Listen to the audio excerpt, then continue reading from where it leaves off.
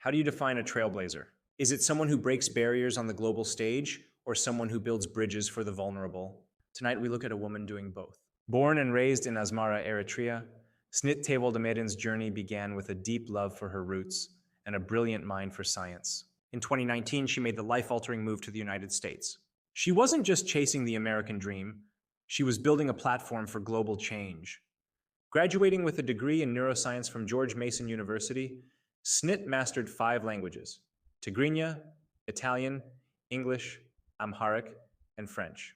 She seamlessly bridged the gap between complex science and human connection, working as a Montessori lead guide to foster early childhood development. But her true calling was born from personal heartbreak and profound love. When her mother passed away from breast cancer, Snit turned grief into action, becoming a fierce advocate for healthcare access. And inspired by her younger sister who has Down syndrome, she founded Designing for Diversity, a nonprofit initiative fighting for special education and developmental disability inclusion. It was this powerful purpose that propelled her onto the pageant stage, rewriting history at every step. In 2023, she became the first Eritrean to win Miss Africa USA. 1 year later, she made history again as the very first woman to represent Eritrea at Miss Universe, earning the title of a Voice for Change silver finalist. Her relentless public service caught global attention, earning her an appointment as an ambassador for peace by UPF International. Right now, the world is watching. As Eritrea's debut representative at the 73rd Miss World pageant in Vietnam, Snit is currently dominating the People's Choice leaderboard. It is time to hear from the woman everyone is talking about. Snit Tewoldemedhin is proving that beauty isn't just about the crown you wear. It's about the lives you lift up along the way. Salam. I am Snit Habteab Tewoldemedhin, the first ever Miss World Eritrea 2026. I was born and raised in Asmara, Eritrea, a place where Muslims, Christians, and our 9 ethnic groups live side by side, embracing one another's cultures and religions, and where beauty comes from how we treat people who are different from us. Growing up alongside 3 brothers sparked my love for sports. I went on to play basketball, tennis professionally, grew up a passion for kickboxing as well, and learned to see statements such as "a woman can't" as an invitation to prove that she can. One day, our family was blessed with another little girl. My sister Milka was born with Down syndrome, and with her came a question that would change the course of our lives. How do we help a child reach her fullest potential in a world that was not built for her? My family, especially my mother, made that question her life's work. Then, at the age of 20, I lost my mother to breast cancer, and her fight became mine. While I was grieving and figuring out the woman I needed to become for my sister, I was looking for the best ways for her to thrive in school, just as every caregiver does. I then discovered Montessori education, and its core idea changed me. Their belief is that a child is not a blank slate. She's already capable. It is the environment that opens the door or closes to unveiling their limitless potential. So I stopped asking what my sister Milka could not do and started asking what she needed. I watched her transform, more confident, more independent, capable of things that no one had imagined. That sent me back to school to study neuroscience, and it confirmed the scientific principles behind the Montessori pedagogy, that children with special needs aren't missing potential. They're just missing environments built for how they learn. That belief became the foundation of my project, Designing for Diversity, under which we have an initiative called after my sister, Milka's Montessori Box. We empower parents with the tools and confidence to become their child's fiercest advocate. Our work has also expanded internationally, including consulting with schools in Ghana to help establish an authentic Montessori classroom that brings child-centered education to an underserved community. From community seminars, both in the Eritrean communities as well as African American communities in the United States, to Ivy League stages, to the United Nations, I've been carrying this message. Be your child's voice. Share with the world the positive impact they've had in softening your hearts, and making you the compassionate person you are today. Share the gift that they are so that they can have the same impact on the rest of the world. Pageantry was the very first platform where my journey for advocacy for my sister and inclusive education started. It is the stage that helped me amplify the voices of these children. That's what makes Miss World so special to me, because it's a platform that celebrates women for the substance of their character, the strength of their purpose, and the impact they choose to make. And I aim to choose such a platform to empower women, saying that regardless of where you come from, your voice matters, and you have a role in changing this world too. Milka gave me my purpose, and I am so excited to carry her voice to the 73rd Miss World Festival in Vietnam.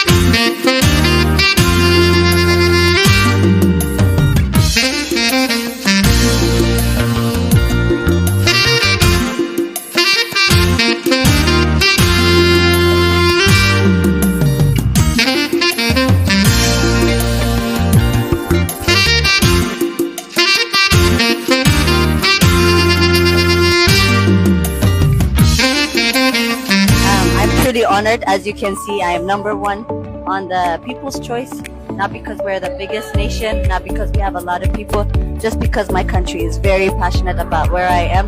They care about the purpose I'm advocating for, and I hope that I can make them proud when I get to the final stages. And I encourage them to continue supporting me with their prayers, with their votes, and I want to thank them again and again. Thank you so much.